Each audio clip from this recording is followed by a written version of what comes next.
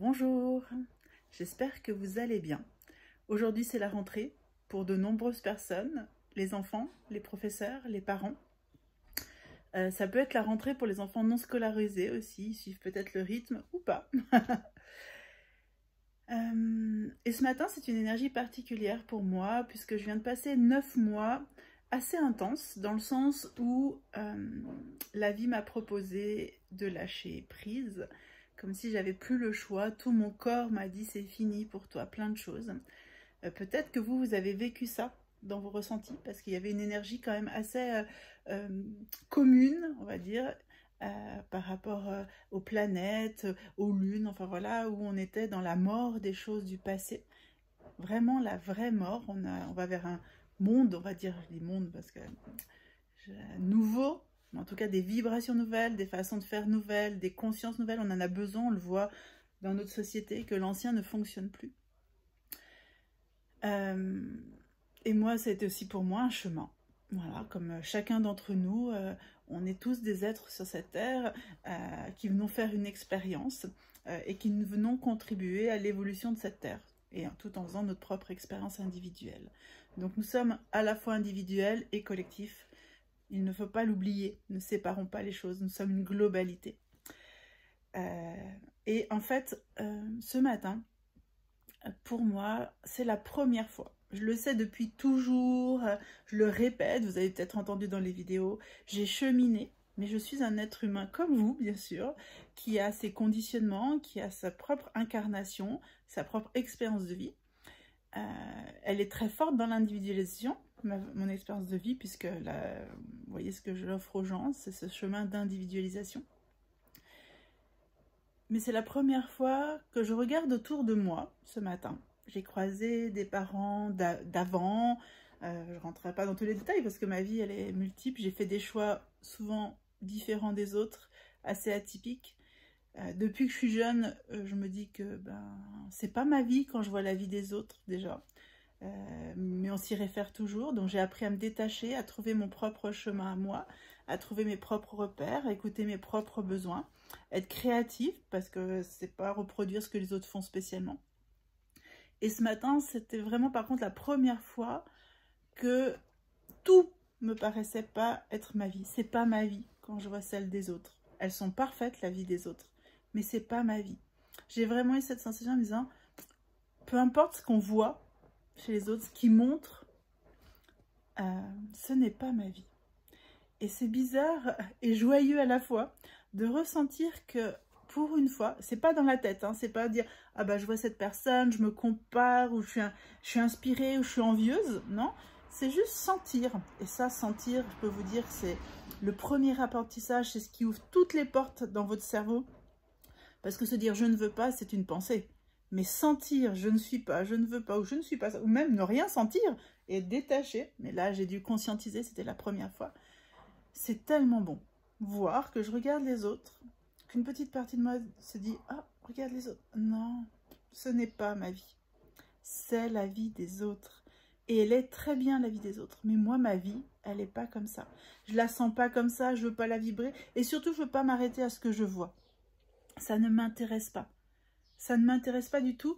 Et se sentir, et me sentir en paix, parce que je dis me sentir en paix. Je me suis sentie en paix avec ça. C'est-à-dire qu'aucune partie de moi s'est mise à juger, à dire parce que, comme tout le monde, hein, j'ai ça.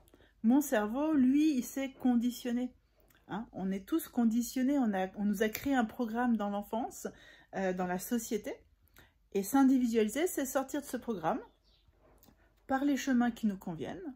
Bien sûr, souvent, on emprunte des chemins d'introspection et quand même de spiritualité pour donner du sens. On est un peu... enfin, moi, je trouve que c'est important.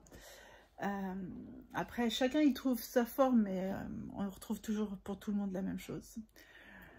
Et ce matin, c'était vraiment la première fois que je ressentais que ce n'était pas ma vie. Et que ma vie, j'en étais fière. Je voyais ma fille rentrer pour la première fois au collège, mon petit garçon partir pour son CE2, de les voir, de voir ma fille confiante, savoir tout le chemin qu'on a parcouru ensemble, tout le rôle, toute la posture de mère que j'ai choisie, qui n'a pas été une posture classique, souvent qui a été jugée hein, dès la naissance de ma fille. Mes comportements, mes choix, ma posture avec lesquels j'étais très bien gênait les autres. Donc j'ai souvent reçu des remarques, des jugements et j'ai tenu bon. J'ai tenu bon aussi à donner plus de la valeur, à leur faire développer leur identité propre. Donc j'ai dû faire des choix de vie. Ce qui fait que j'ai pas la même vie que pas la plupart, hein, il y a des gens qui ont la même vie que moi. Mais en tout cas, dans mon expérience et dans le regard que je peux porter, dans le milieu que je viens, et ben c'est se dire, ben, ok, waouh, je suis fière du chemin que j'ai choisi. Oui, j'ai pas une super maison, oui, j'ai pas construit à 46 ans une structure qui pourrait faire paraître adulte. Mais en fait, je me sens très adulte, je me sens très structurée. J'ai tout ce qu'il faut, en fait. J'ai de l'amour, j'ai de l'abondance. Et puis, je vais sur le chemin qui est mon propre chemin. Je me suis libérée des il faut, tu dois. Je me sens puissante à l'intérieur, libre, vulnérable, indépendante et en même temps dépendante parce que j'aime le lien aux autres, voilà, en lien aux autres. Et c'est tout bête. Peut-être que vous n'allez pas comprendre cette vidéo, mais moi la poser ici, dire ce qui se passe en moi et que ce n'est plus une réflexion, ce ne sont plus que des mots. Hein, dire oui, alors je pense positif, de la gratitude. Non, c'est juste que c'est intégré. J'ai fait mon apprentissage parce que pour moi, le monde du bien-être, s'individualiser, c'est juste apprendre des choses. C'est-à-dire si on nous fournissait dès la naissance, à l'école aussi, hein, parce qu'aujourd'hui c'est le jour de la rentrée, à l'école on nous offrait les espaces d'écoute du corps, de communication, de relations, les vrais outils, hein, pas juste la superficialité. On doit vivre ensemble, on doit accepter. Non, qu'est-ce que c'est vivre ensemble? C'est un apprentissage, c'est le sentir, c'est qu'est-ce qui se passe entre les personnes, comment le communiquer, comment vivre avec soi pour pouvoir vivre avec les autres. Eh bien, on ne réfléchirait pas. L'autre jour, je disais à mon compagnon, je crois, je disais en fait, si on n'avait pas honte de nos enfants, si on n'avait pas honte des gens autour de nous, si on ne transférait pas ce regard de honte ou de jugement ou de peur ou de culpabilité ou de ça c'est bien, ça c'est pas bien, personne connaîtrait la honte, personne connaîtrait la culpabilité, personne se jugerait ou se sentirait coupable. C'est des conditionnements. Qu'est-ce qui est bien? Qu'est-ce qui est mal? Bien sûr, on a des limites. Faire du mal à l'autre, là, bah, c'est faire du mal. Voilà, c'est qu'on est inconscient, on ne se rend pas compte de ce qu'on fait, ou pour X raisons. Et oui, on a un effet sur l'autre. On prend sur la vie de l'autre. Mais si moi, mon plaisir, c'est de me promener toujours en jaune, c'est mon plaisir. Si mon plaisir, c'est de ne pas avoir une vie comme les autres, ou en tout cas pas être dans une forme de société, bah et alors, ça gêne qui? Tant que je respecte le fait de la liberté de chacun. Ça, pour moi, c'est vivre ensemble, c'est coopérer, c'est s'individualiser et être au service des autres. Et ce matin, il y a quelque chose qui est posé en moi. C'est comme si tout ce qui m'empêchait cette liberté intérieure, parce qu'on parle beaucoup de liberté extérieure, mais en fait l'individualisation emmène à la liberté intérieure.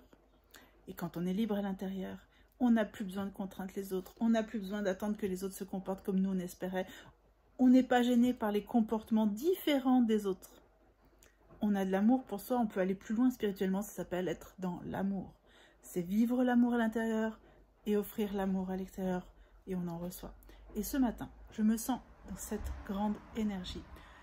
Je sais que c'est encore un chemin, je sais qu'il va falloir la nourrir, vraiment ancrer ses racines, mais elles sont fortes chez moi depuis toujours, c'est elles qui me guident, d'être dans l'amour de l'autre, l'amour de moi. Donc j'avais envie de partager ça ce matin avec vous, juste un moment très personnel. La vie des autres, ce n'est pas ma vie, et je ne ressens pas le besoin de ressembler aux autres. Je suis libre du regard des autres et de la comparaison. Et waouh, pour moi, en tout cas, c'est incroyable. C'est une célébration. Je vous offre cette belle énergie, je vous embrasse. Dites-moi ce que vous ressentez quand je dis ça. Qu'est-ce qui se passe en vous? Comment vous vous sentez libre à l'intérieur de vous? Je vous embrasse.